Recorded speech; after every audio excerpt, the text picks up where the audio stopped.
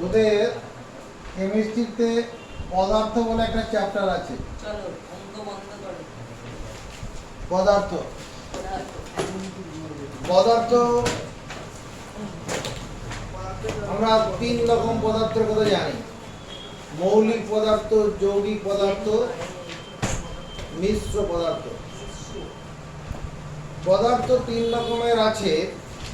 মনের মধ্যে একটা প্রশ্ন তো মানে বিভিন্ন বিজ্ঞানীদের ক্ষেত্রে মাথার মধ্যে আসে যে পদার্থ, এটা মনে করো সোনার টুকরো আছে বা লোহার টুকরো আছে, তাহলে এই সোনার টুকরোর ভেতরটা কেমন, এটা নিয়ে বিজ্ঞানীদের মাথায় প্রশ্ন জাগে।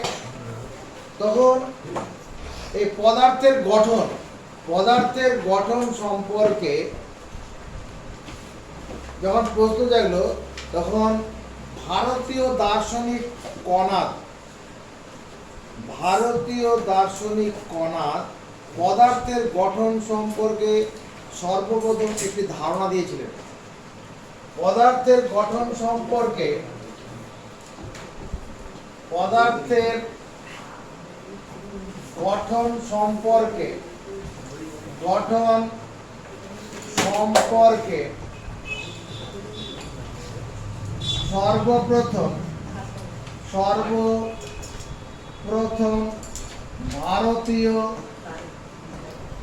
ভারতীয়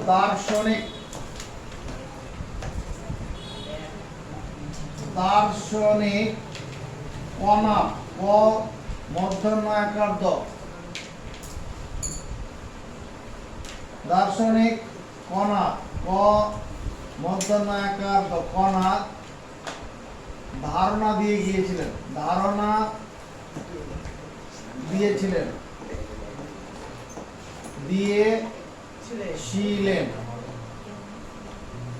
পদার্থের গঠন সম্পর্কে সর্বপ্রথম ভারতীয় দার্শনিক কণাদ ধারণা দিয়েছিলেন।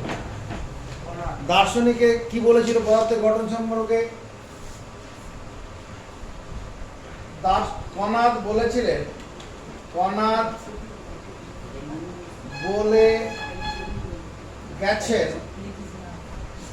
বলে গেছেন পদার্থ মাত্রই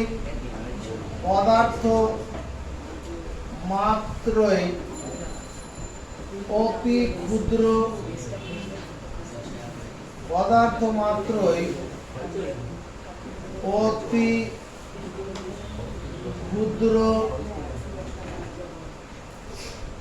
ক্ষুদ্র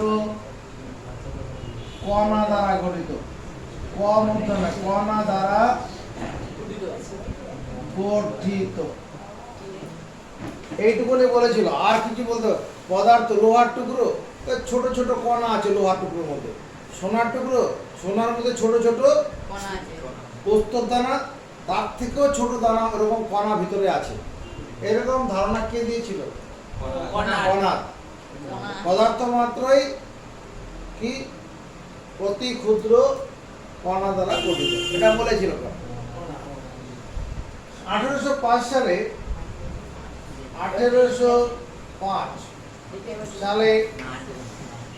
পদার্থের গঠন সম্পর্কে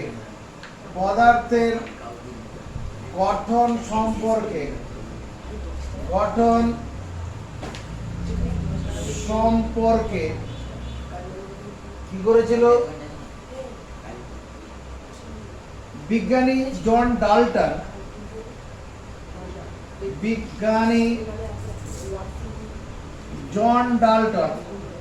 JOHN জন ডাল্টন DALTON 1805 সালে পদার্থের গঠন সম্পর্কে বিজ্ঞানী জন ডাল্টন তোমার বিজ্ঞানসম্মত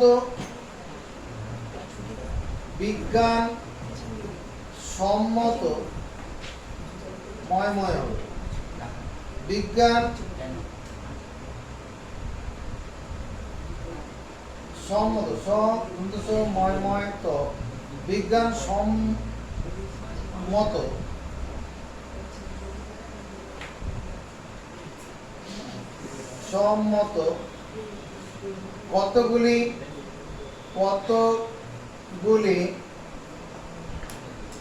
বক্তব্য রেখে গেছেন, বক্তব্য রেখে গেছেন।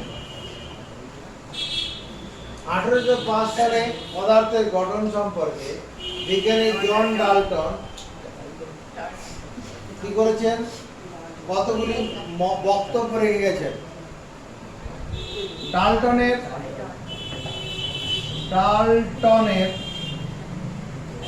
বক্তব্যগুলিকে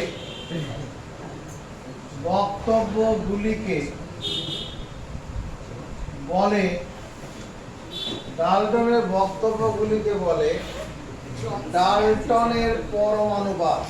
ডাল্টনের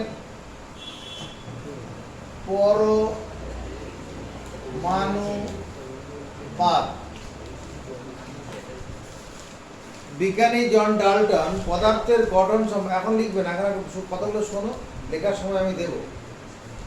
যেমন উপপাদ্য যেমন হলো ওই রকম ব্যাপারটা এখানে থাকে, বুঝি কি কি বলতে চাইছি।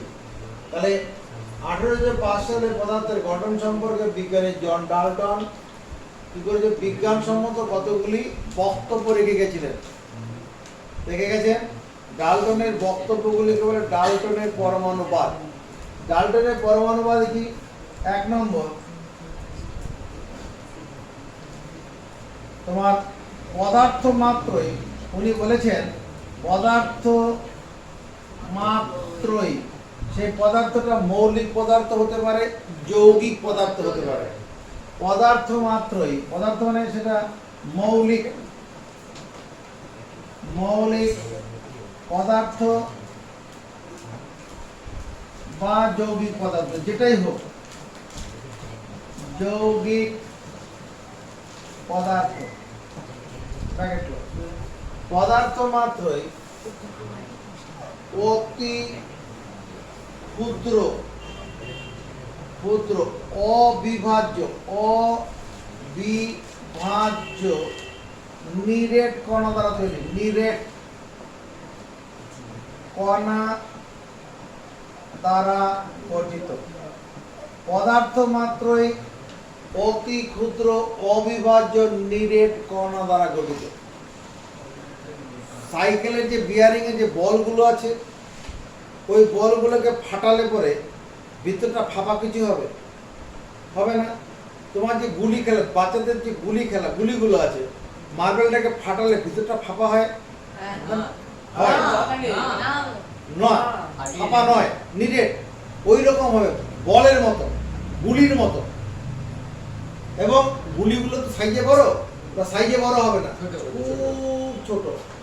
সর্ষের দানা তার থেকে ছোট, পোস্তর দানা তার থেকেও ছোট কিছু ভাবো, ওই রকম খুব ছোট দানা।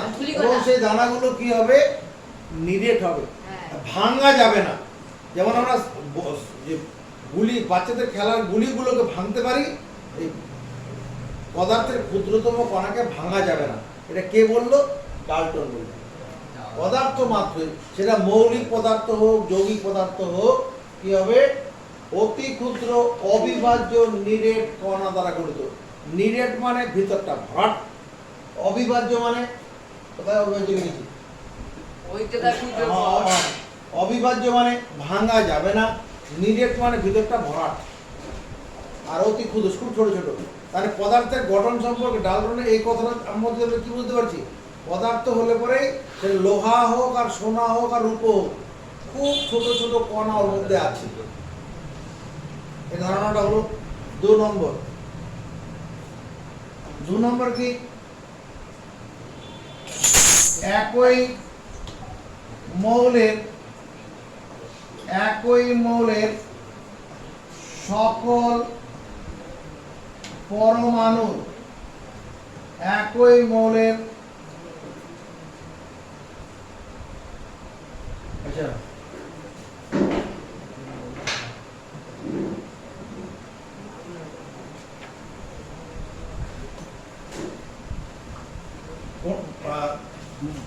পদার্থ মাত্রই অতি ক্ষুদ্র অবিভাজ্য নিরেট কণা দ্বারা গঠিত। ডাল্টন ডাল্টন এই ক্ষুদ্র ডাল্টন পদার্থের এই ক্ষুদ্রতম কণাকে ডাল্টন পদার্থের এই ক্ষুদ্রতম কণাকে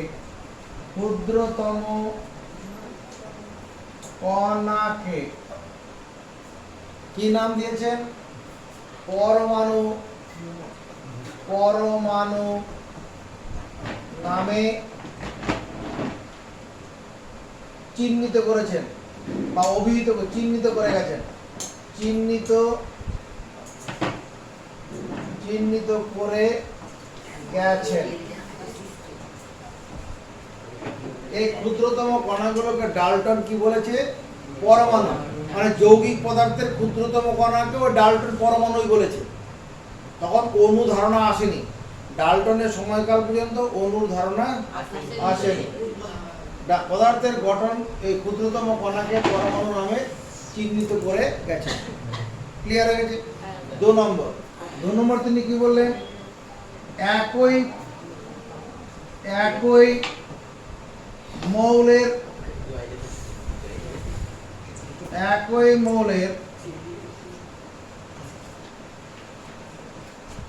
সকল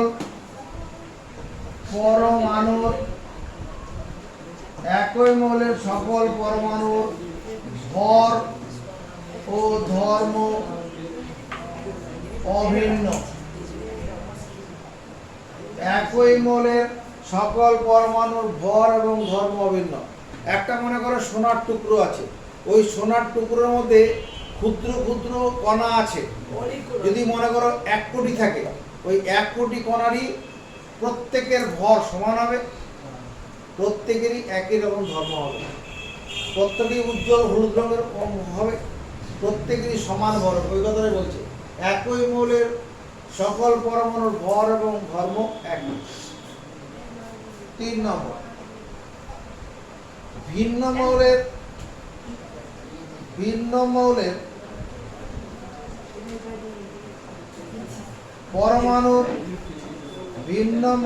পরমাণুর ভর ও ধর্ম ভিন্ন হবে। ভিন্ন মৌলের পরমাণুর ভর ও ধর্ম ভিন্ন ভিন্ন। মানে সোনার পরমাণুর ভর ধর্ম যা হবে, রূপোর পরমাণুর ভর ধর্ম এক হবে না।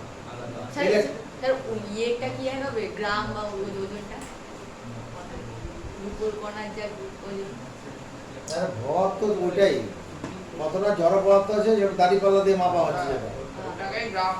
ওটা তো একক, গ্রাম বা কেজি, ওটা একক, ওটা পরিমাপের একক। 4 নম্বর,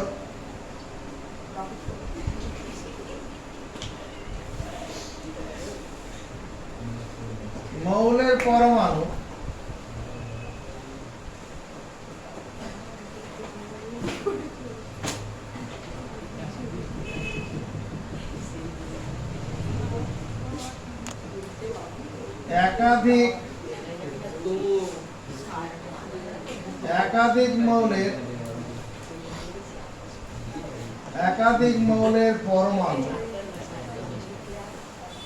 একাধিক মৌলের পরমাণু পূর্ণ সংখ্যার সরল অনুপাতে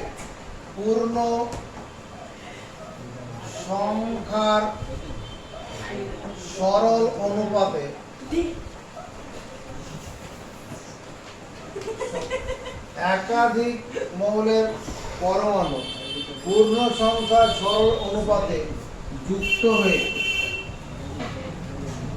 হয়ে যৌগের অণু তৈরি করে। না, যৌগের অনুপাতটা হবে না, যৌগের পরমাণু তৈরি করে। যৌগের পরমাণু তৈরি করে। ডাল্টনের সময় অণুর ধারণা ছিল না। বোঝা গেল ব্যাপারটা? এই ডাল্টনের পরমাণুবাদের গুরুত্ব কোথায়? এই যে ডাল্টনের পরমাণুবাদ, ওনার এই কথাগুলোর মধ্য দিয়ে কি গুরুত্ব পাওয়া যাচ্ছে? ডাল্টনের পরমাণুবাদ পড়ার পরে আমাদের মনে পদার্থের গঠন সম্পর্কে প্রাথমিক একটা ধারণা আসছে। ডাল্টনের পরমাণুবাদ পড়ার পরে পদার্থের গঠন সম্পর্কে আমাদের একটি প্রাথমিক একটা ধারণা আসছে। এরকম এক নম্বর কি, পদার্থ মাত্রই অতি ক্ষুদ্র অবিভাজ্য নিরেট কণা, মানে পদার্থ হলে পরে ছোট ছোট কণা হবে, ওটা দিয়ে গঠিত হবে, এরকম একটা ধারণা হচ্ছে না? তাহলে গুরুত্বটা কোথায়? মানে ডাল্টনের পরমাণুবাদের গুরুত্ব হচ্ছে এক নম্বর, পদার্থের গঠন সম্পর্কে পদার্থের গঠন সম্পর্কে পদার্থের গঠন সম্পর্কে একটি প্রাথমিক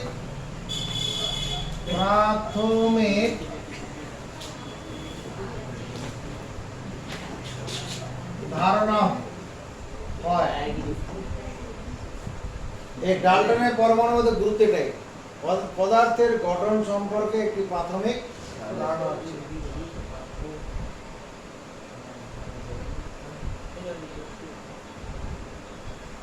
দুই নম্বর, একই মৌলের সকল পরমাণুর ধর্ম একই, এখনো সেটাই প্রমাণিত। একই মৌলের সকল পরমাণুর ধর্ম এক। একই মৌলের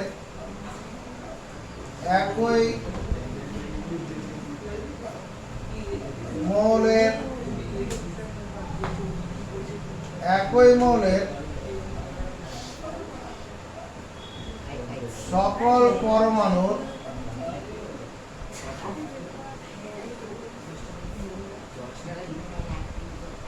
একই মৌলের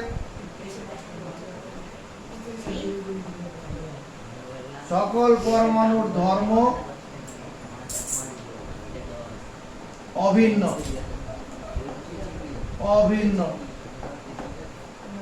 এই কথাটা এখনো সত্য।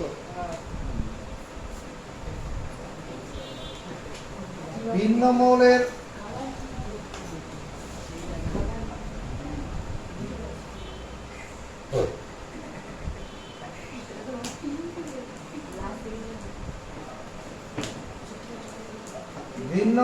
পরমাণুর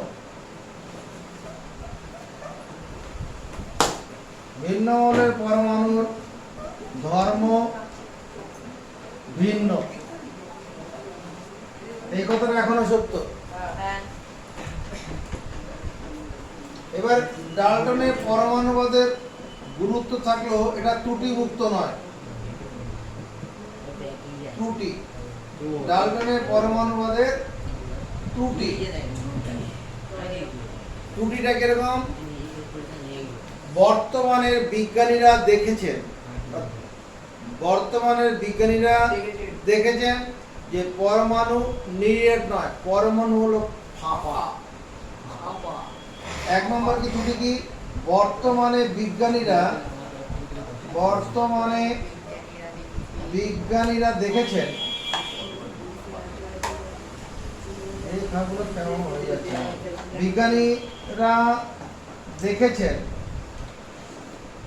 বিজ্ঞানীরা দেখেছেন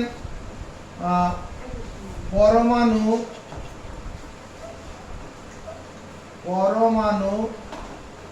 কি নিরেট নয়,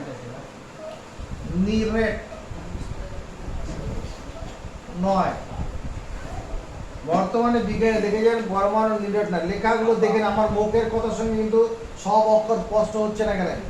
পরে ভুলভাল লিখে আনবেন আমার কাছে। বর্তমানে বিজ্ঞানীরা দেখেছেন পরমাণু নিরেট নয়, পরমাণু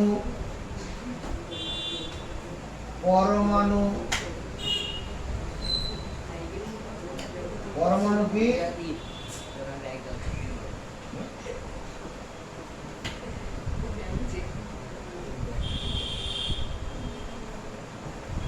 পরমাণু যে ফাঁপা, পরমাণু নিরেট নয়, পরমাণুটা কেমন? ফাঁপা, ফুটবলের মতো ভিতরটা ফাঁপা।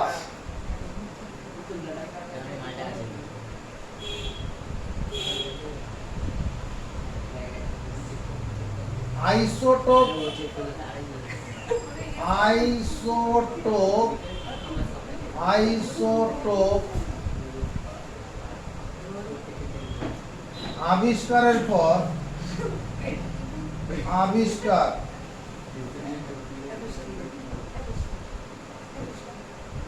আবিষ্কারের পর আইসোটোপ আবিষ্কারের পর জানা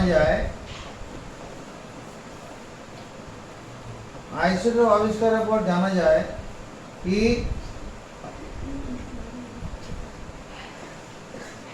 একই মৌলের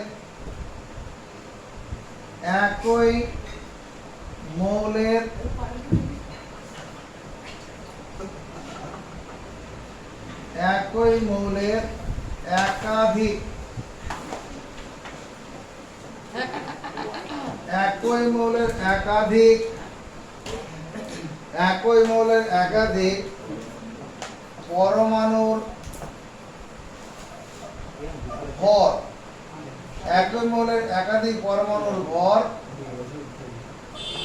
ভিন্ন হতে পারে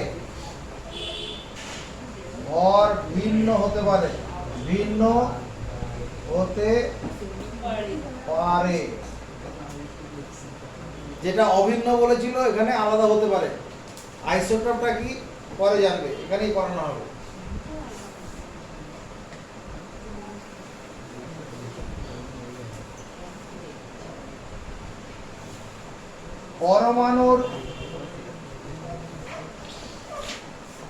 পরমাণুর বহিস্থ কক্ষপথের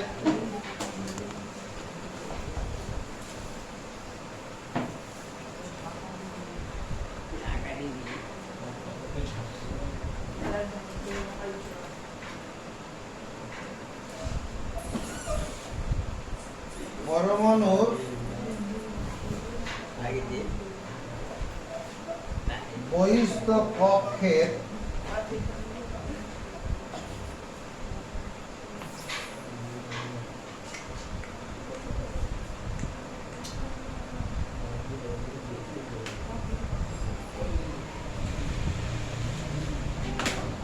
পদার্থের ক্ষুদ্রতম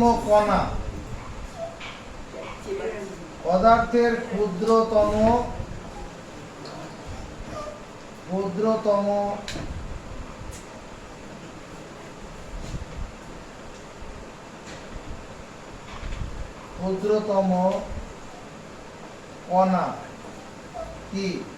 পদার্থের ক্ষুদ্রতম কণা পরমাণু নয়,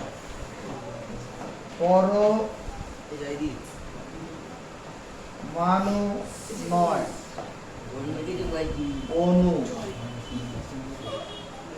পদার্থের ক্ষুদ্রতম কণা কি?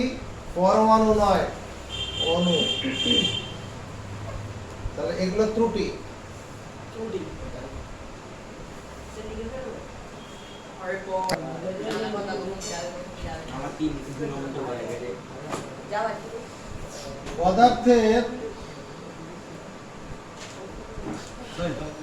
পদার্থ তো তোমার দুটো অংশ আছে, একটা অণু, একটা পরমাণু। এমনি পদার্থ তিন রকমের, মৌলিক, যৌগিক, মিশ্র।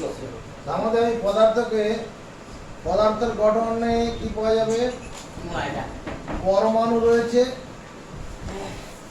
পরমাণু আর কি অণু। এই পরমাণু আর অণু এটা সম্পর্কে একটুখানি পড়তে হবে। অণু পরমাণু বা অণু পার্থক্য করে তাহলে বুঝতে পেরে যাবো। পরমাণু আর অণু। পরমাণু হচ্ছে মৌলিক পদার্থের যে ক্ষুদ্রতম কণা, মৌলিক পদার্থের যে ক্ষুদ্রতম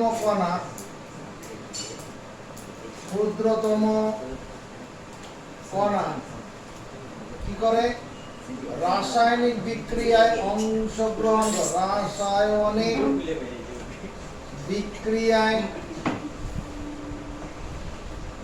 অংশগ্রহণ করে অংশ গ্রহণ করে। মৌলিক পদার্থে যে ক্ষুদ্রতম কণা রাসায়নিক বিক্রিয়ায় অংশগ্রহণ করে এবং যার মধ্যে মৌলটির ধর্ম বর্তমান, মৌলটির ধর্ম বর্তমান তাকে বলে পরমাণু। মৌলিক পদার্থে যে ক্ষুদ্রতম কণা রাসায়নিক বিক্রিয়ায় অংশগ্রহণ করে এবং যার মধ্যে মৌলটির ধর্ম বর্তমান থাকে তাকে বলে পরমাণু। আর অণুটা কি? অণু হচ্ছে মৌলিক ও যৌগিক পদার্থের মৌলিক ও যৌগিক পদার্থের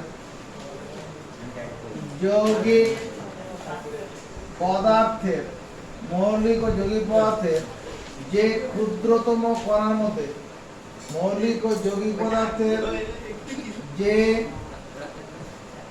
ক্ষুদ্রতম কণার মধ্যে মৌলিক ও যৌগিক পদার্থের যে ক্ষুদ্রতম কণার মধ্যে মৌল বা যৌগটির ধর্ম বর্তমান তাকে বলে অণু।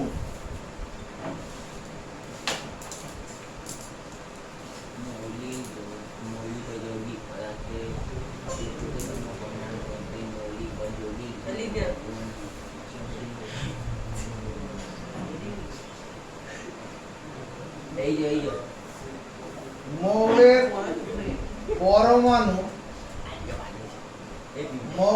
পরমাণু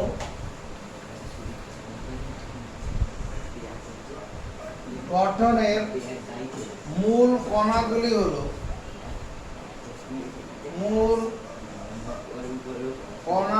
হলো ইলেকট্রন,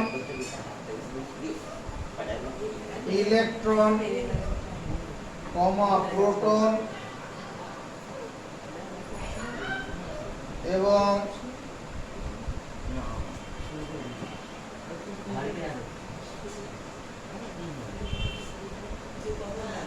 মৌলের পরমাণু গঠনের মূল কণাগুলি হলো কি? নাম্বার 1 ঋণাত্মক তড়িৎধর্মী, রি মধ্যময়কার তয়ময় ক, ঋণাত্মক তড়িৎধর্মী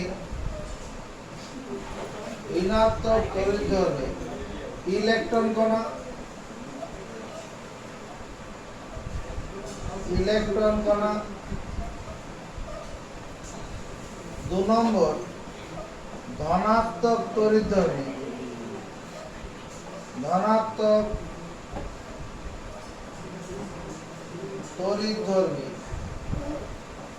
প্রোটন কণা, 3 নম্বর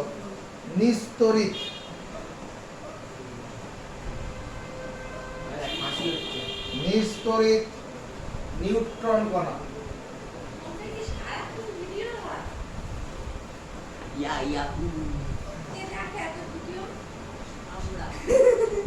লেখে নাকি মানে একটুখানি তাকে দেখো কি করে এগুলো।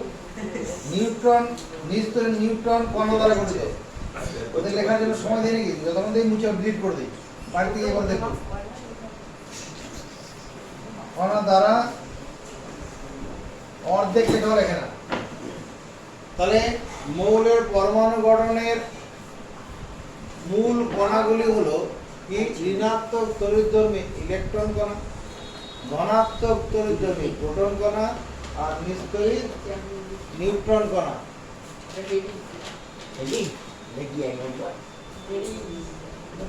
আর এখানে কি হবে? মৌলের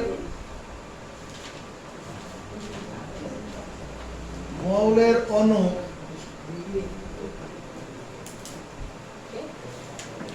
একই মৌলের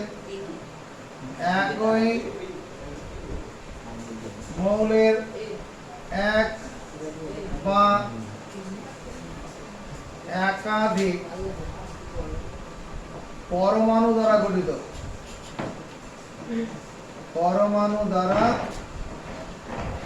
গঠিত।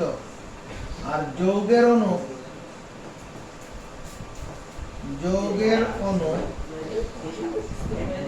একাধিক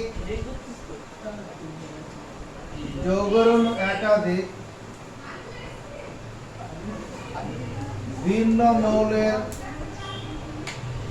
পরমাণু দ্বারা গঠিত। যৌগের অণু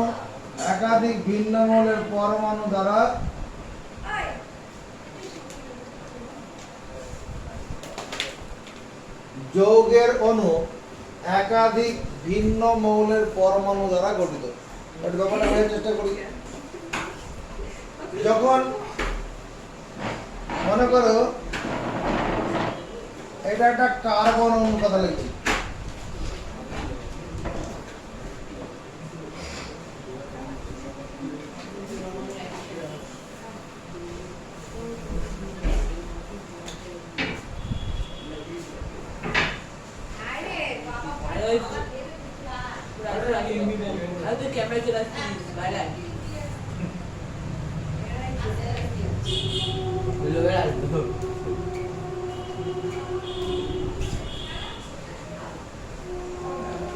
এটা একটা কার্বন পরমাণু।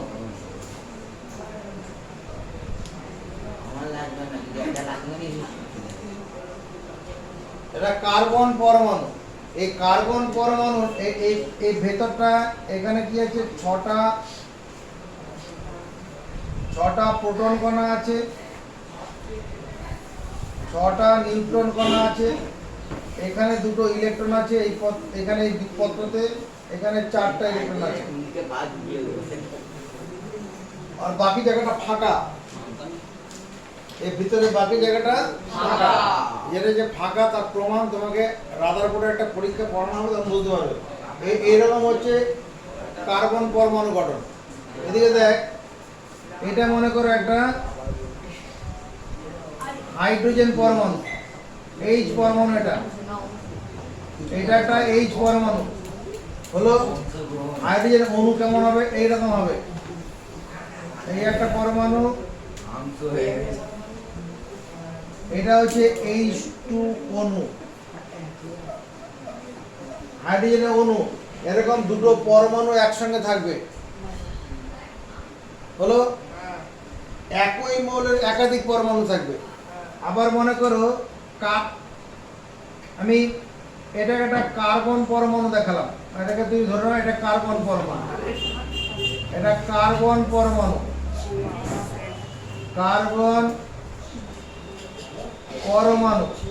হলো। আর এটা মনে করো একটা অক্সিজেন পরমাণু।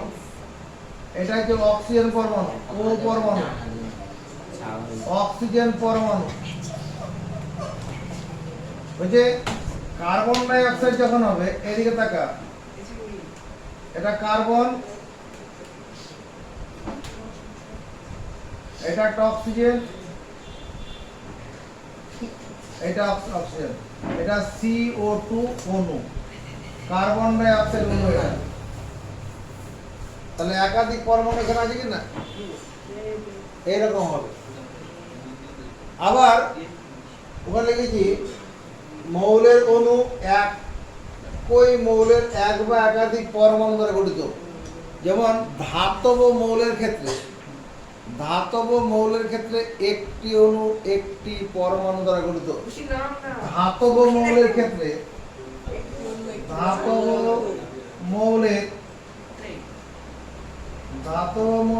একটি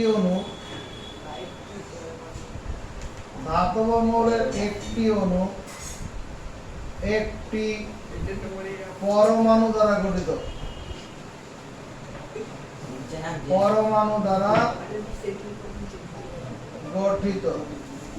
ধাতব মৌলের একটি অণু একটি পরমাণু দ্বারা গঠিত। মনে করো তাকাতে বলছি, এটা মনে করো সোনার পরমাণু, এটা একটা সোনার পরমাণু। আর সোনার অণু যদি বলা হয়, এটা সোনার অণু।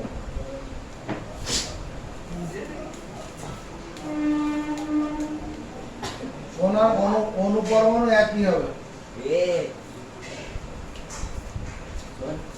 সোনার ক্ষেত্রে সোনা ধাতব মৌল, ওর অণু পরমাণু একই, কিন্তু এখানে কি যেমন হাইড্রোজেনের ক্ষেত্রে দুটি পরমাণু একসঙ্গে থাকবে, তারপরে কার্বন ডাইঅক্সাইডের ক্ষেত্রে একাধিক ভিন্ন মৌলের পরমাণু থাকবে। বোঝা গেছে? সারাদিন বসে থাকবো এখানে। ঠিক আছে আপনারা এবার এই দিকে চালু করে দেবো। Electron, proton,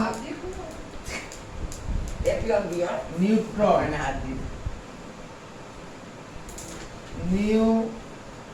neutron. ইলেকট্রন আবিষ্কার করেছে কে? আবিষ্কারক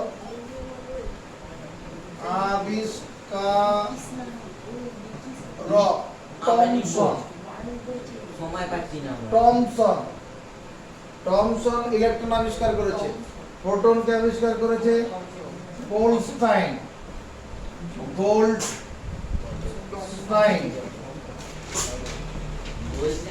নিউট্রনকে আবিষ্কার করেছে স্যাডউইক, বিজ্ঞানী স্যাডউইক। দন্ত সজবলাকার ড,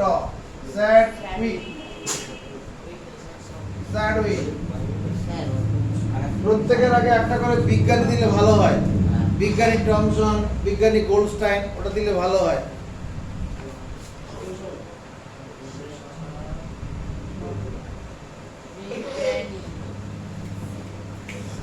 বিজ্ঞানী টমসন,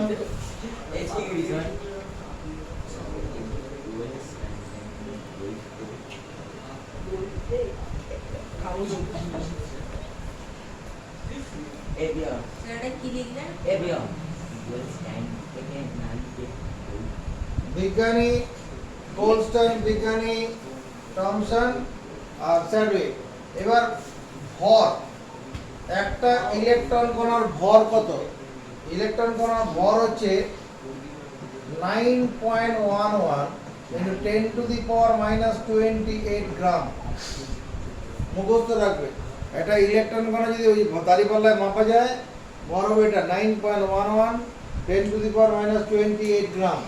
এটা প্রোটন কণার ভর 1.6725 into 10 to the power minus 24 গ্রাম। এটা নিউট্রন কণার ভর 1.675 into 10 to the power minus 24 গ্রাম। এই দুটোর মধ্যে একটা মিল আছে, দেখ। শুধু এখানে এখানে এই টুটা বাদ চলে যাবে, ওখানে এই মাঝখানে টুটা বাদ চলে যাবে। হলো? আধান, আধান ইলেকট্রনের আধান হচ্ছে, প্লাস দিয়ে লিখবে 4.8 into 10 to the power minus 10 ESU। একটা ইলেকট্রনের আধান ধনাত্মক 4.8 into 10 to the power minus 10 ESU।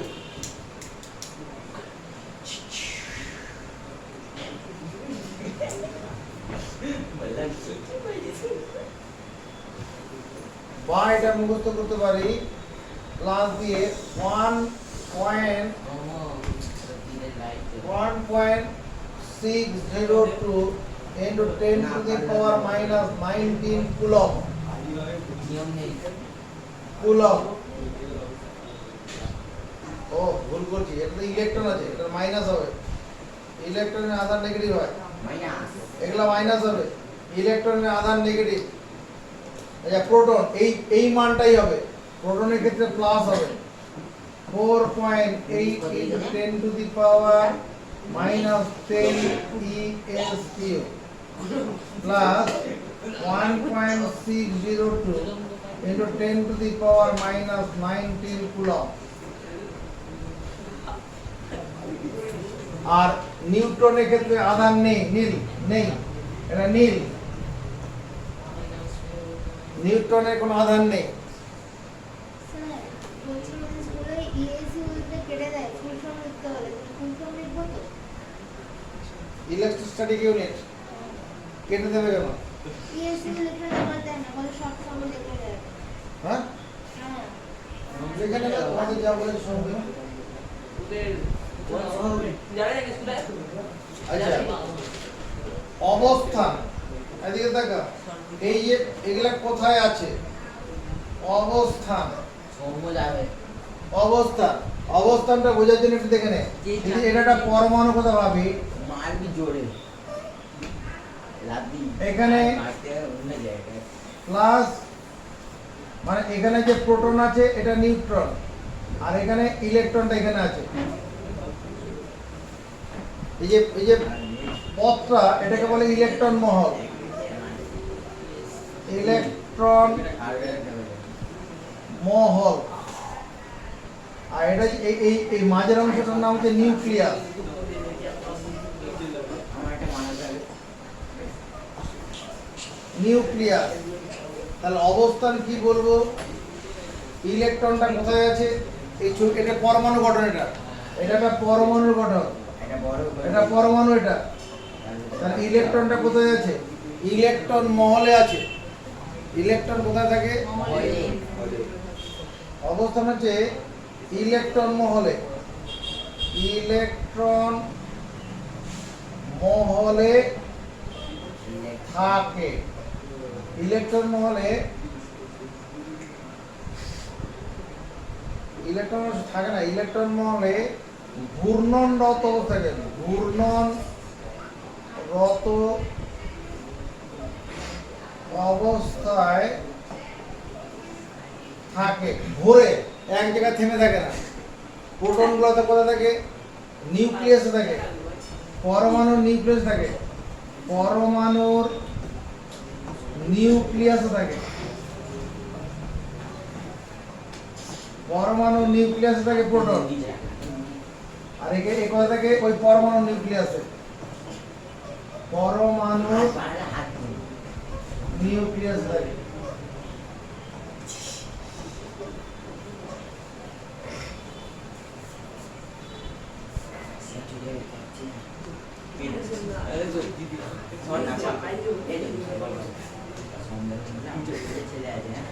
পরমাণুর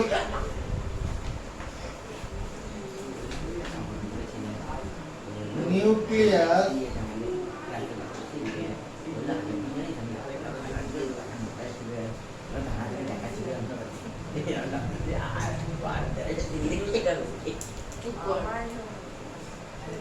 আবিষ্কারে রাদারফোর্ডের পরীক্ষা, রাদারফোর্ডের পরীক্ষা, পরমাণু নিউক্লিয়াস আবিষ্কারে রাদারফোর্ডের পরীক্ষা। রাদারফোর্ড কি করেছিল? এদিকে তাকাও, এটা মনে করো, এটা সোনার একটা রিং আছে, সোনার রিং হলো। রাদারফোর্ড কি করলো? এই সোনার রিংকে একটা ছোট টুকরো কাটলো, এটা টুকরো কাটলো। রাদারফোর্ড একটা সোনার একটা টুকরো এখান থেকে কেটে নিল, হলো। কেটে এই টুকরোটাকে রেল লাইনের লাইনের উপর রেখে হাতুড়ি দিয়ে পেটালো। ওই যে ট্রেনের চাকার তলা যে তোরা 1 টাকার কয়েন রেখেছিলি, রেখে কি হলো? হ্যাঁ ওই চেপটে গেল পুরো চেপটা চড়া হয়ে গেছে, বড় হয়ে গেছে। বড় হয়ে গেছে। এটাও তাই, এই টুকরোটাকে যদি হাতুড়ি দিয়ে পেটানো যায়, হাতুড়ি দিয়ে যদি এটাকে পেটানো হয়, পেটালে পরে কি হবে? এরকম পাতলা হয়ে যাবে। সোনা এমনই একটা পদার্থ যেটাকে পেটালে পরে কি শুধু বাড়বে, চওড়ায় বাড়বে, পাতলা হবে, কিন্তু ফাটবে না। চওড়ায় বাড়বে বাড়বে বাড়বে কিন্তু ফাটবে না। এটাকে এবার কি করা হলো, এটা আরো আরো পেটালো, এটাকে আরো পেটাচ্ছে, পিটিয়ে এরকম বড় একটা বড় পাত করে ফেললো। এই বড় পাত করলে পরে কি হবে, খুব পাতলা হবে না। ওটাকে যতটা মোটা ছিল ওটাকে পিটিয়ে পিটিয়ে কি করেছে, খুব পাতলা করেছে। কতটা পাতলা করেছে, 0.0004 মিলিমিটার পুরু করলো। 0.004 মিলিমিটার পুরু এই সোনার পাতটা করলো। বুঝতে পারছি, খুব পাতলা করে দিয়েছে, কাগজ থেকেও পাতলা, ফাটবে না। এবার এর একটা টুকরো কেটে নেওয়া হলো। এবার এখান থেকে একটা টুকরো নেওয়া হলো। এদিকে কিছু বুঝাচ্ছি ভাই।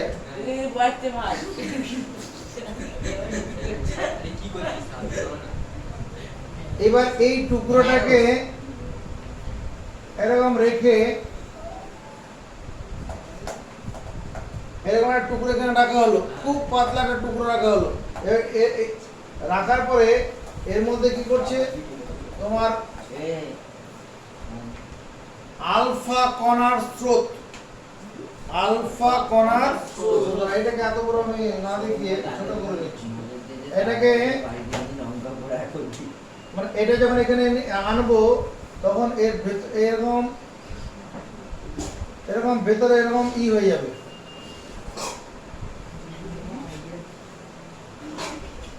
এর ভেতরে কণাগুলো এরকম হয়ে যাবে, ভেতরে কণাগুলো এরকম হয়ে যাবে, বুঝলে? তো রাদারফোর্ড পর যেটা করলো, এবার একটা একটা একটা পরমাণু মানে এটাকে এটা পাতলা পাতে পরিণত করলে এর গায়ে গায়ে এরকম পরমাণুগুলো থাকবে, পরমাণু দিয়ে গঠিত। এগুলো সব পরমাণু হলো সোনার পাতের পরমাণু।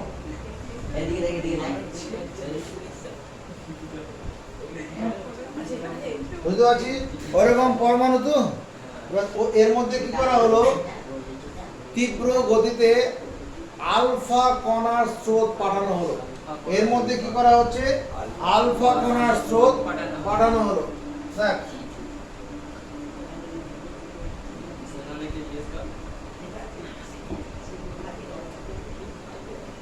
এরকমই করে দেবো, ওটা যেটা আছে ওটা ওই জিনিসটাই করবো, মানে ওই জিনিসটা এখানে নিয়ে আসছি।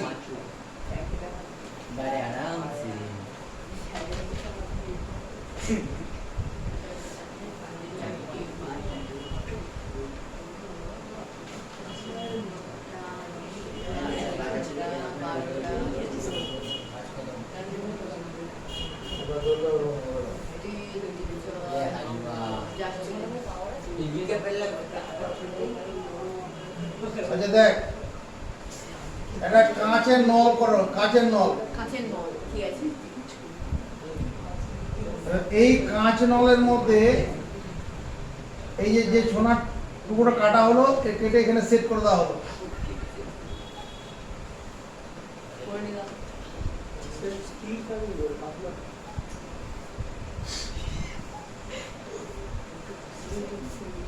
এই চাকতিটা এটা হলো, হ্যাঁ, এটা একটা শক্ত কাঁচ নল, শক্ত কাঁচ নল। এবার এর মধ্যে কি করা হলো, এর মধ্যে তীব্র গতিতে আলফা কণার স্রোত, আমাকে দেখায়নি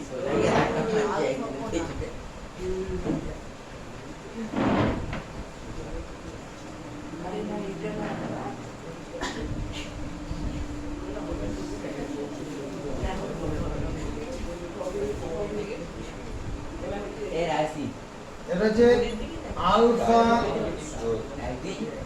কণার স্রোত। এটা ধনাত্মক তড়িৎধর্মী আলফা কণার স্রোত এটার মধ্যে ফেলা হলো। হলো, ফেললে পরে দেখা যাবে বেশিরভাগ আলফা কণা কি করছে, সোনার পাত ভেদ করে চলে যাচ্ছে। বেশিরভাগ আলফা এই যে রশ্মিগুলো কি করেছে, সোনার পাত ভেদ করে চলে যাচ্ছে চলে যাবে। এর মধ্যে কয়েকটা আলফা কণা এরকম যাবে,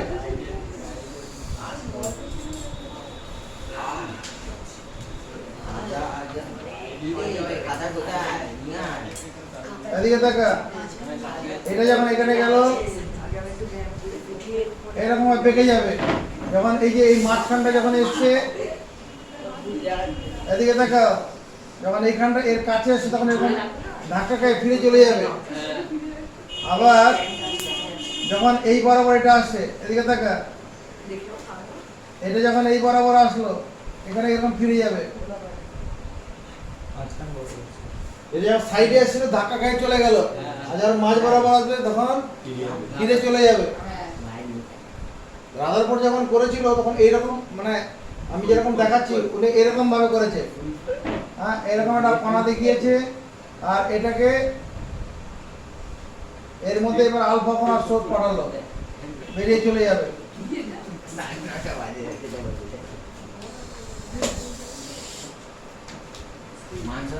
মানে একটা পরমাণু ক্ষেত্রে গেল। আর এখানে কি হলো, যে যে কণাটা এরকম সাইড দিয়ে এসছে এরকম বিকর্ষিত হয়ে চলে গেল, আর এখানে এরকম একটা হয়েছে। মানে আমি এই ঘটনাটাকে এইভাবে দেখাচ্ছি, তোর বইতে এরকম পাওয়া যাবে। এখানে কি হলো, রাদারফোর্ড 0.004 মিলিমিটার পুরো সোনার পাতের উপরে তীব্র গতিতে আলফা কণার স্রোত পাঠালেন। হলো, এবার পাঠানোর পরে তিনি কি পর্যবেক্ষণ করলেন, দেখলেন বেশিরভাগ আলফা কণা সোনার পাত ভেদ করে চলে গেছে।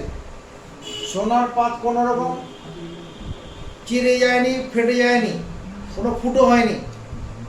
আলফা কণা, এগুলো সব আলফা রশ্মিগুলো কি করেছে, সোনার পাত ভেদ করে চলে গেছে। সোনার পাতটা কোনো রকম ফাটেনি, কোনো ছিদ্র হয়নি। কিছু কিছু আলফা কণা কি করেছে, তাদের গতি বদলেছে, মানে একটুখানি সামান্য করে ঘুরে গেছে। আবার 20,000-এর মধ্যে একটি আলফা কণা হবে, 20,000-এর মধ্যে একটি যে পথে গেছিল সেই পথে ফিরে চলে এসছে। এতে তোমার কি মনে হচ্ছে, তোমার সিদ্ধান্ত কি হবে? রাদারফোর্ড তো সিদ্ধান্ত একটা করেছে, তোমার কি সিদ্ধান্ত হচ্ছে? যেহেতু বেশিরভাগ আলফা কণা এখানে এটা ভেদ করে চলে গেছে, তার মানেটা এটা কি করে সম্ভব? এটা ভেদ করে চলে গেছে বেশিরভাগ আলফা কণা। এটা হওয়ার পরে তোমার কি মনে হচ্ছে? পরমাণু নিরেট নয়। যদি পরমাণু নিরেট হতো তাহলে যেতে পারতো? যেতে পারতো না। পরমাণু নিরেট নয়, পরমাণু বেশিরভাগ স্থান ধনাত্মক তড়িৎধর্মী আলফা কণাগুলো যাওয়ার পথে কিছু কিছু কণা সামান্য কোণে ঘুরে গেছে।